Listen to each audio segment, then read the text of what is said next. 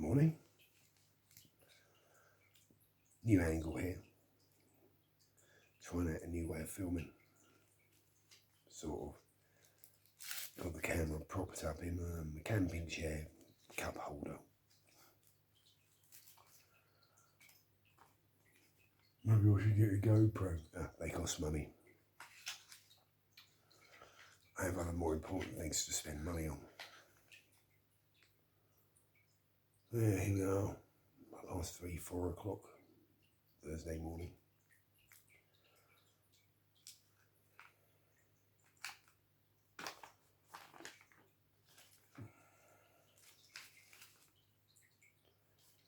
Looking forward to the new Fallout series. Seems to have had a few favourable reviews. Mind you, so did the Rings of Power. But it just looks better. Nothing in the two trailers has made me go so far. Got me thinking.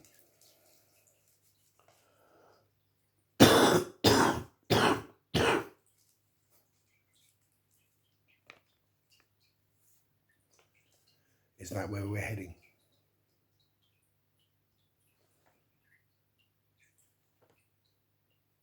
I have no idea what that light is in the corner there.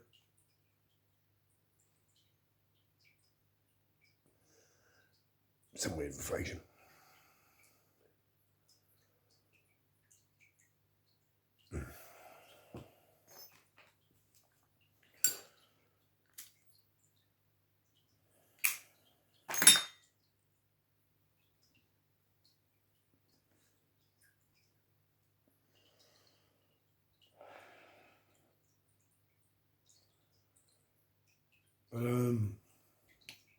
Yeah. Is that a worse version of it? Our inevitable future as human beings? Hopefully not in my lifetime. But where we're going, yeah. It would certainly seem the most likely scenario, unfortunately. A bit depressing.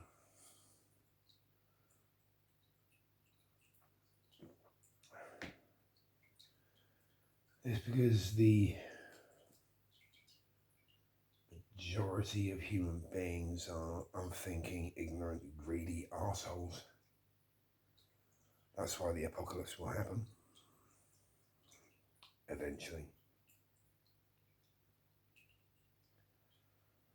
And you see it every day.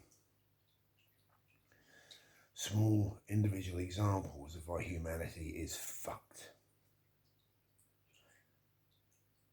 You know, people leaving half-finished cans of energy drinks 5 yards from a bin.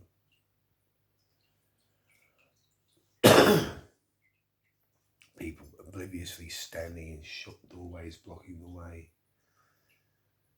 People leaning their bikes across shop doorways on one memorable occasion. Yeah, that was a rare one. People just having no consideration for anyone else other than themselves and their own greedy, petty, self-absorbed schemes.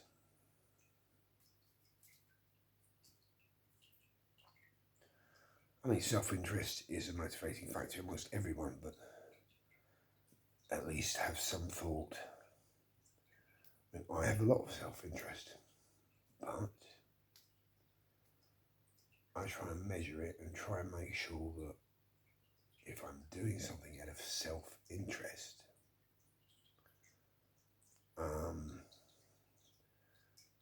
then whoever I am, I suppose using to my own interest, gets benefit from it. And it needs to be, if not equal, then at least near equal. And that is how I feel the world should work. If I'm working for a big company, I'd do it.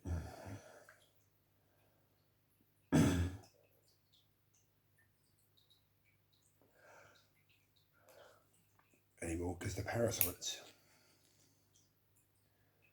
anything about above that dozen people, you're talking about an organisation that is there as a parasite to feed off you.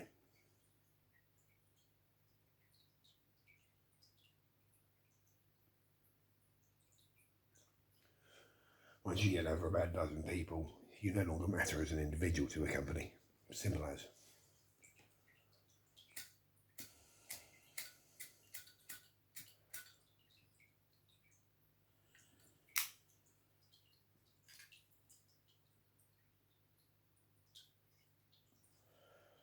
That's why Barclays Bank have treated me so shamefully. Doesn't matter to them. I'm an individual with very little money. So, as a customer, I have no value. But I should still have value as a human being, but just not to a company as big as Barclays.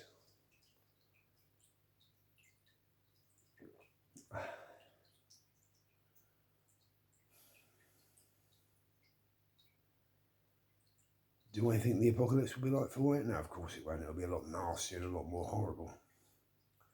And probably not as funny.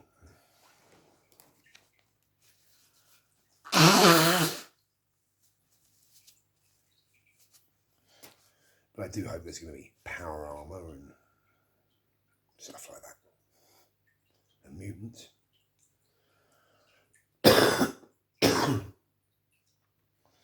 Knowing my luck, I'd end up a ghoul. And I'm quite vain about my good looks.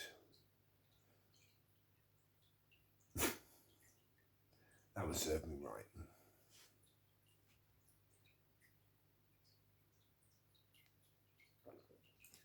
But then again, I'd make sure I still looked cool. I'd be a cool ghoul. A ghoul who is the epitome of cool. Yeah. Give me some drugs. Yeah, I like the look of the character that Kyle MacLachlan plays, the ghoul. He looks excellent and very funny. Yeah.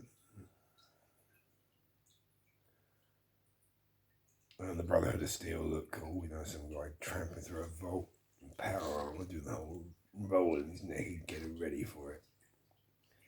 And one of them going toe to toe with a Yaogwai mutant bear. Yeah, bring it on, motherfucker.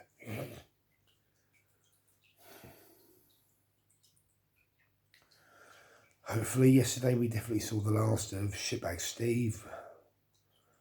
2 large vans came and the last pieces of furniture were being moved out. Guy still sets my teeth on edge. If I never see him again, it'll be too soon. But yeah, a colleague of Michelle's, old colleague of Michelle's, has actually managed to get the flat beneath us. So, touch wood. We can have a pleasant neighbour downstairs and all will be at least average with our tiny section of the world. And maybe that's the problem with most people.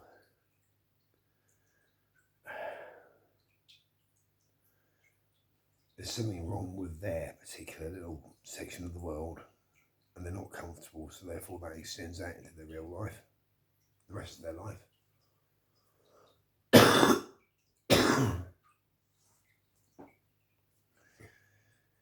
You have to be proactive and do something about your situation in that case. Just leaving it and letting the nastiness that situation puts on you pervade through the rest of your life and how you deal with others outside of your immediate environment.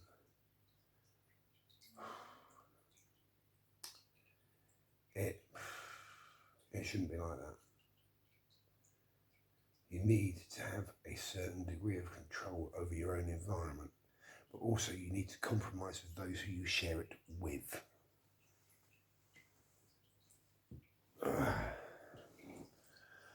I see many people who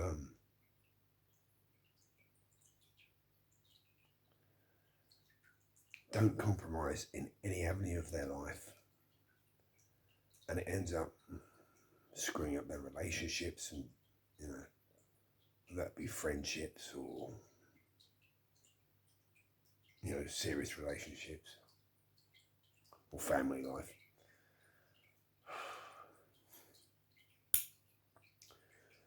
Yeah, I've got a few relatives like that. I mean, although we're talking again, one thing my mother said was that she's constantly moaned about me smoking and drinking when I lived there for a week. And she said it was against her principles. Her principles.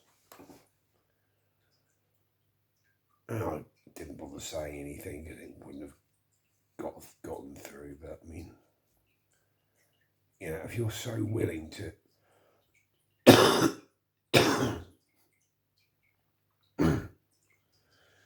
if you're so willing to oh, throat's still bad.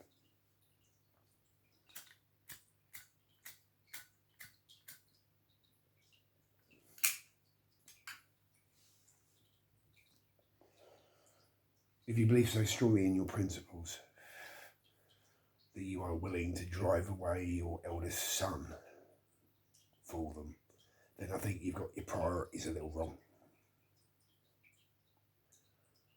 You know what I'm saying? And then, although it's over and done with now, she got more confused after I left 2-3 weeks ago now. I haven't been round since. She hasn't mentioned it, and I don't particularly want to go back there for a while. It's up to her. I've got stuff around there I still want to get, so I'm irritated about that.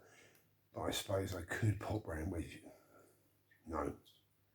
If I'm seen while she's not there, yeah, no, it has to be when she's there. In this situation, I have to guard myself against accusations.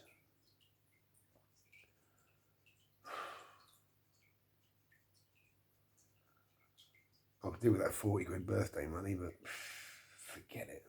It's not worth the hassle. And that's the thing, I think. Money, we're told, has to be the focus of all our lives. We all must earn money and contribute towards the economy. But what if doing that makes you really unhappy? Because if you're working just for the sake of earning money and you hate your job, how does that affect your mental health? Yeah. Some can, I'll admit. Some can cope with that quite a lot, but quite a lot can't. I can't. I have actually applied for a part-time job locally at a pet shop that I've frequented for many years. I have an extensive knowledge of exotics, cats, rabbits, rats, and my knowledge of other animals and fish. And my knowledge of other animals is okay, but that's what Google's for. Yes, I understand that not 100% of what you read isn't going to be 100% accurate, but there's always other people who have knowledge as well, who will say, hang on. So yeah, Artemisia seems to have gone into hibernation mode, safe and secure in her own little bunker she's built herself at the back of the temple. We'll see her when she gets hungry.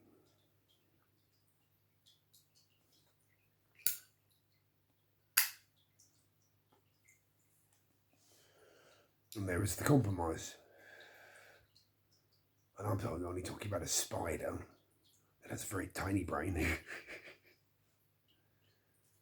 Because some people would get a creature like that and they'd be constantly poking it and trying to get it out.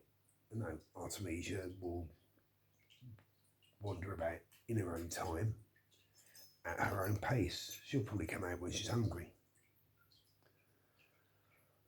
Hopefully. I'm a little nervous. It's been a while since I've owned, you know, a tarantula spider.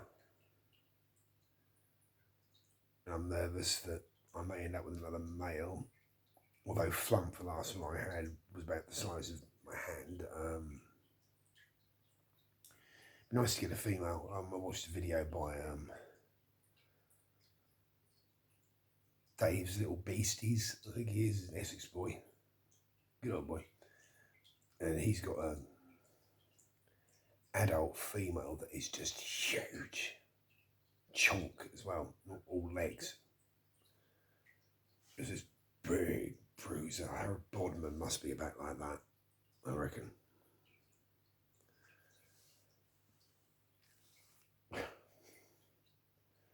But seemingly a gentle giant.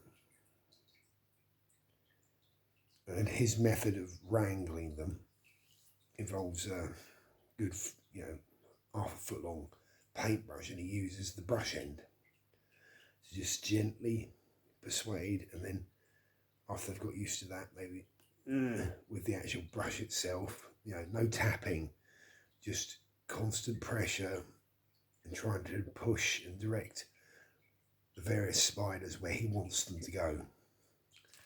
It's a method that I will try and, you know, perfect when I need to wrangle her, hopefully. And this will be a new section. You know, I shall try and do some filming with her at some point when she surfaces. Her and my partner seem to have a lot in common. My partner does not like getting out of bed either.